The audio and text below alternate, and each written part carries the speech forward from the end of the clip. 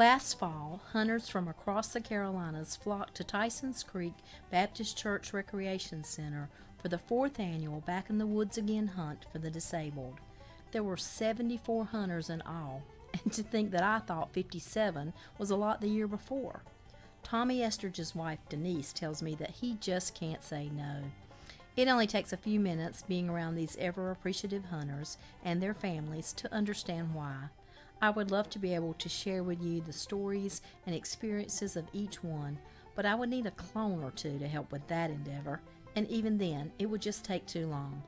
So here's a little of this and a little of that, and a prayer for understanding from those who shared their time with me, but who go unmentioned here.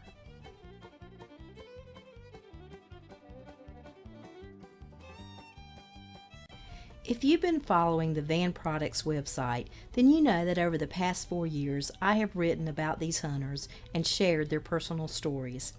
I have told you about young hunters and old hunters, about veterans, about life-changing illnesses, about automobile accidents, and hunting accidents like the tree stand that broke and left a hunter trapped and suspended upside down for 24 hours.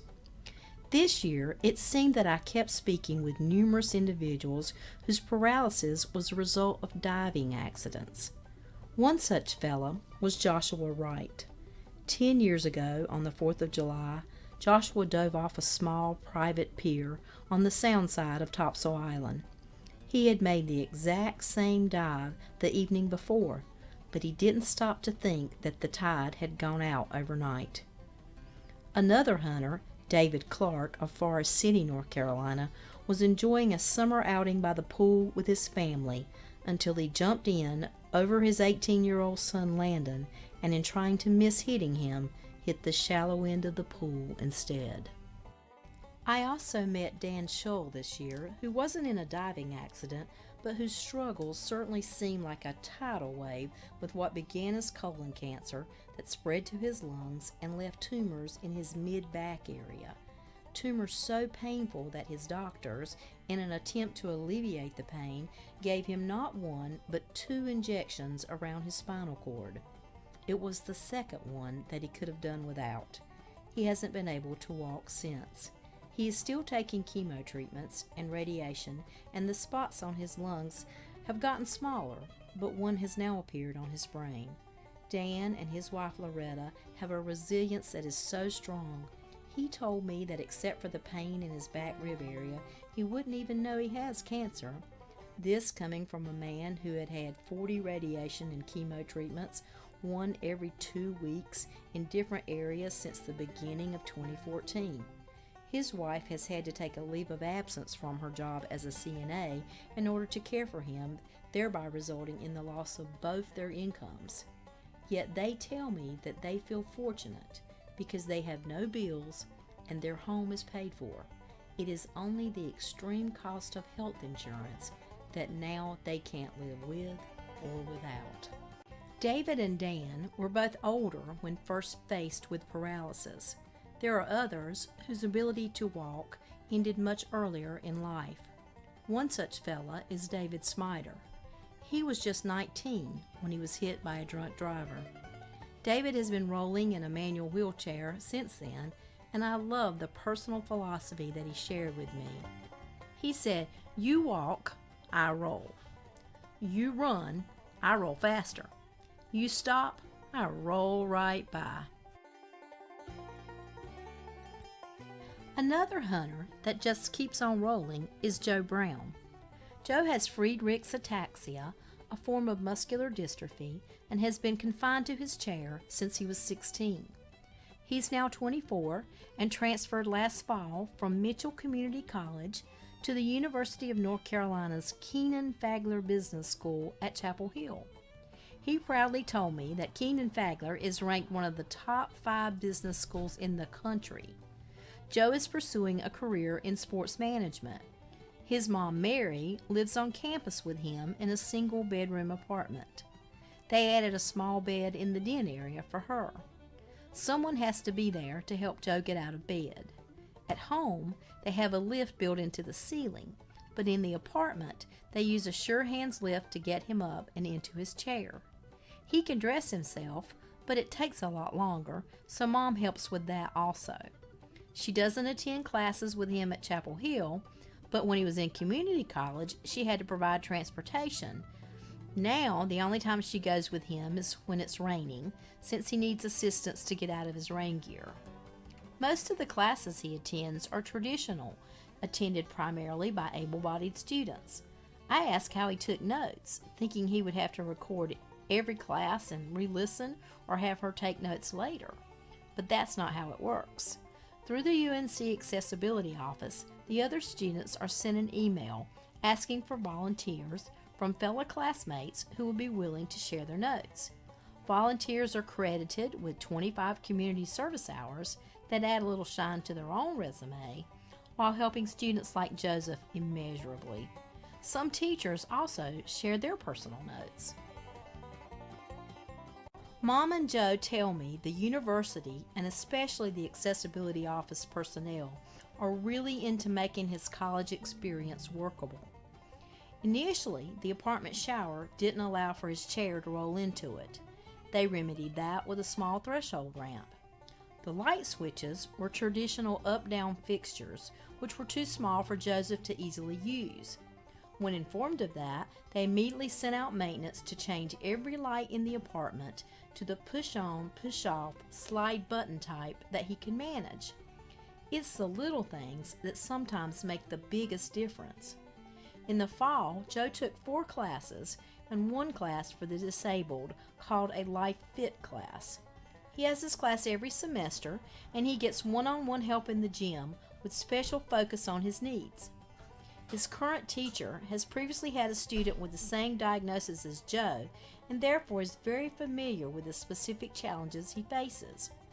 Joe and his mom have high praise for UNC, and the university has been pretty impressed with him also, right from the beginning. Not only had he earned his associate degree in business with numerous awards and accolades, but he'd done his homework and planned out exactly what courses he needed in order to ensure that he qualified for acceptance as a junior transfer.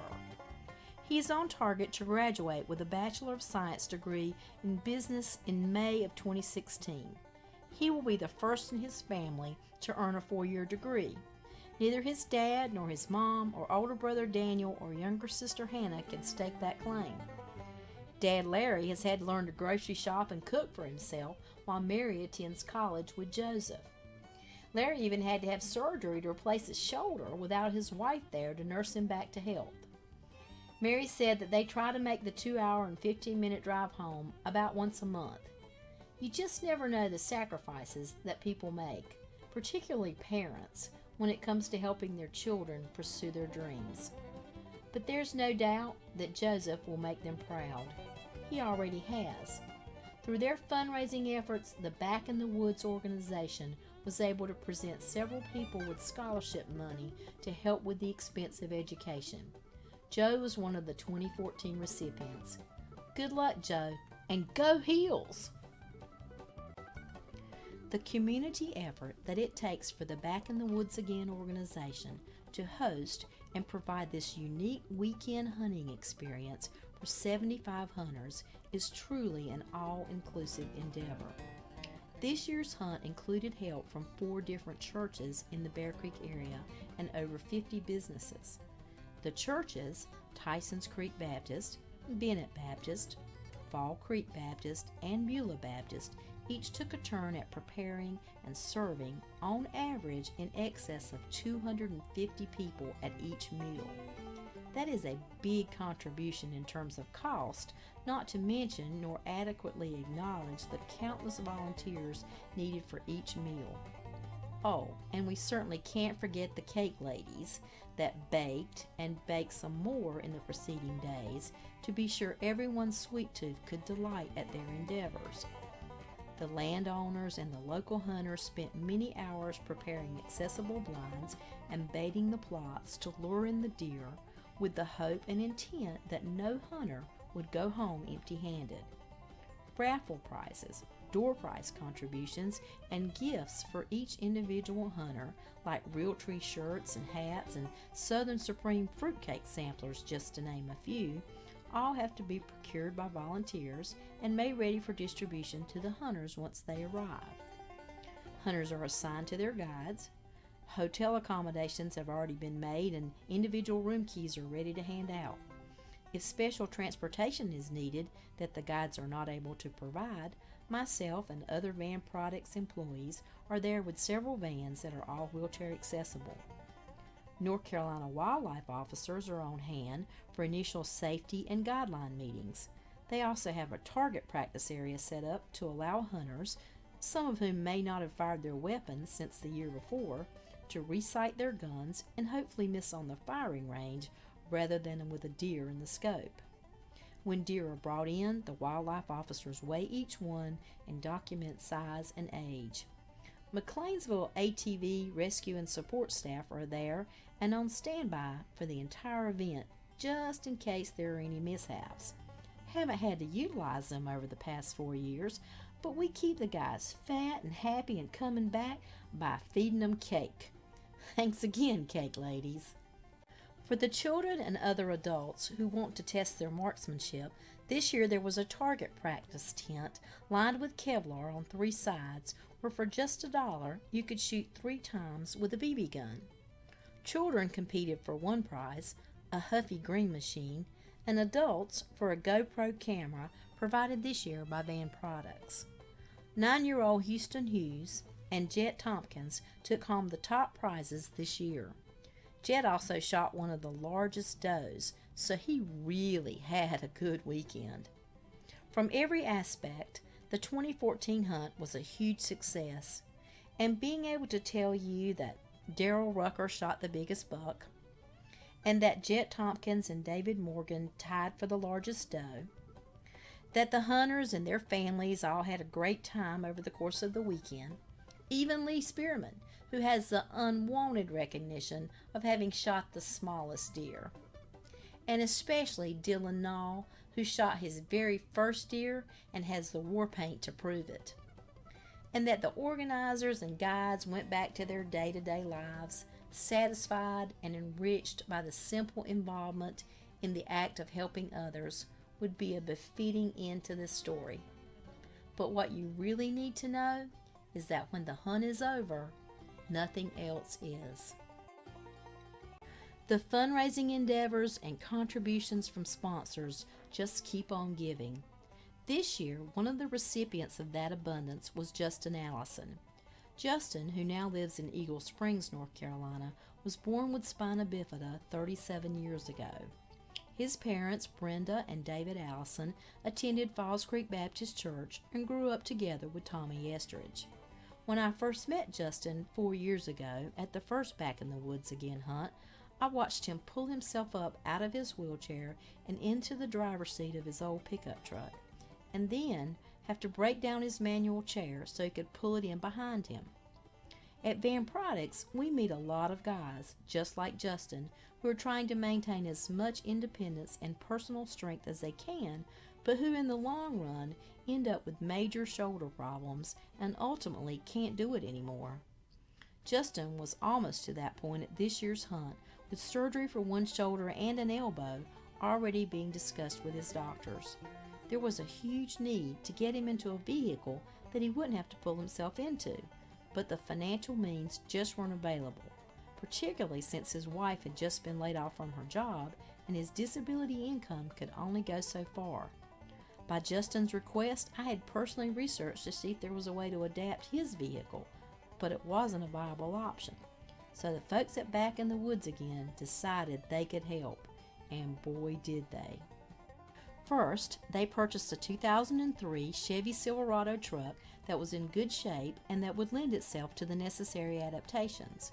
They then asked Van Products to upfit the Chevy with hand controls and a stowaway and an outrider lift, both made by Bruno. Van Products also raised the chassis with a 6-inch lift kit and beefed up the tires in the process. Back in the Woods organizers had decided to gift Justin the truck before we started to work on it, since the adaptations we provide can sometimes be very specific to the end user. It was essential that we know exactly what kind of hand controls Justin used, along with specifics about his wheelchair, so that we could order the correct equipment. Justin now enters his truck by sliding out of his wheelchair over and onto the stowaway seat. He then uses the outrider lift to load his chair into the bed of the truck. Justin then rides up on the stowaway to seat level and slides behind the wheel. No more having to pull up his entire body weight. The stowaway seat then retracts and is stowed in a metal box under the truck, and off he goes. Now that is one happy hunter. It's not just the volunteers and sponsors that support this endeavor and make it possible to fund scholarships and to give funding for the special needs of the Back in the Woods Again hunters like Justin. It's also the hunters themselves, and there's one in particular that I would like to tell you about. His name is Roger Kidd. Roger was first diagnosed with multiple sclerosis 22 years ago and has been confined to his wheelchair for the past 15 years. He is a 53-year-old widower whose wife Linda succumbed to cancer about 3 years ago. After his original diagnosis, Roger went 14 years without hunting until his MS finally leveled out. But since then, over the past 6 or 7 years, he has certainly made up for lost time. His stories and pictures are about the one that ended the 14-year drought, an 8-pointer, and around the same time the 9-pointer that measured 19 3/8 inches wide that he shot with a muzzleloader. His walls are adorned with the trophies of a hunter not at all hindered by his disability. An 8-pointer that scored 157 on the Boone and Crockett scale, another 10-pointer that scored 152. In all, there are 11 deer, 3 bass fish, each weighing over 8 pounds, and a 4th one at over 9 pounds, and one 38-pound bobcat that, like a few of the others, was taken before the MS struck him hard. MS doesn't allow Roger to drive, and he relies on good friends and family to take him hunting and fishing. Friends like Walt Thomas from Concord, who is now 72 years young, and who is also responsible for teaching Roger how to catch kings off the pier down at the beach. In fact, Roger was the first handicapped person in a wheelchair to catch 3 king mackerels in the same day off a pier on the East Coast. The 3 kings Roger landed that afternoon weighed 27, 17, and 14 pounds. And they cooked them up at the fish fry that night. Not being fish-minded, I didn't know that a taxidermist cannot mount king mackerels because of their slick skin. If you see one on a wall, it's not the actual fish, but a fiberglass replica instead.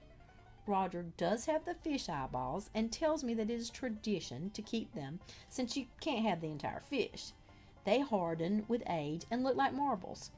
That grand day of fishing was September 26, 2007, off the Ocean Crest Pier at Oak Island, North Carolina, and was featured in an article in the North Carolina Sportsman magazine. Charles Nunn, more like a brother to Roger than a friend, lives just 6 miles away and also frequently carries Roger hunting. It's Charles that usually accompanies him to the Back in the Woods hunts. But a lot of Roger's hunting is done real close to his home. In fact, his neighbors, Ridge and Laura Cheston, have created a special place on their land specifically to allow Roger to hunt. It's even named Roger's Roost.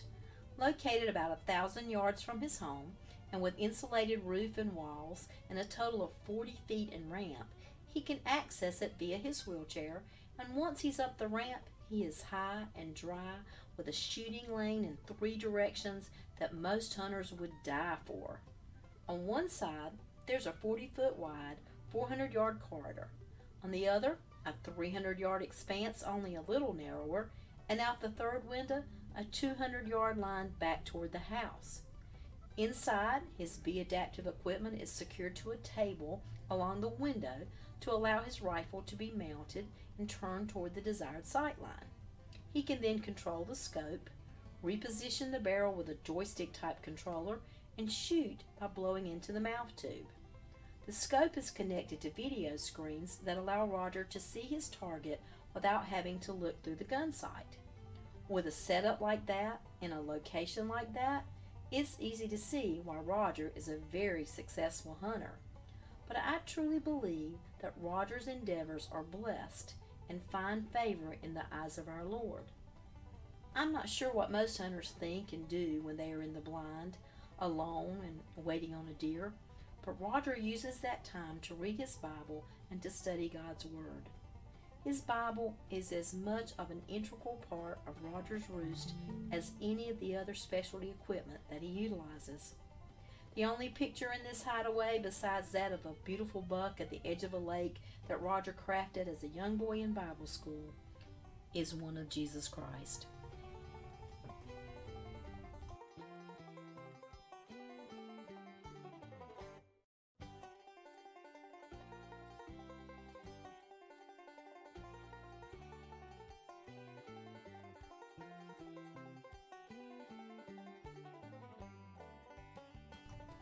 Sometimes Roger's brother Randy takes him hunting, and sometimes it's his daughter Emily. Roger told me that Emily shot a muzzleloader for the first time a couple of years back and took down an 8-pointer. Yeah, I guess you can say it's in the genes.